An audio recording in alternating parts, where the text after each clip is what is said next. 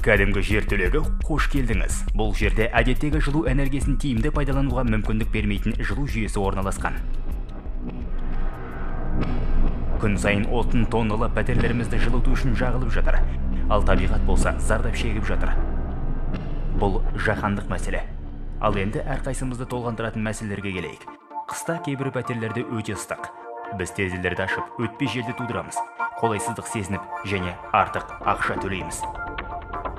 Келесі кездесетін қиындық пәтерлерде өте суық, тағы да жайсыздық, тағы да артық төлемдер. Шешімдердің бірі пәтерде қолайлы температураны автоматты түрде ұстай тұратын және жылу мен біздің ақшамызды үнемдейтін есеп жүргізетін өлшеуішпен қоса жылу тұтынуды реттейтін жүйені орнату. Бірақ жүйеден басқа үй алды, есік, терезе, шатырды жылыту жайлы қамданыңыз. Оңтайлы жолдың бірі бұл тұрғындардың бірлесуі. Үнемдеу арқылы біздің қала, мемлекет, ғаламшарымыздың экологиясын сақтаймыз.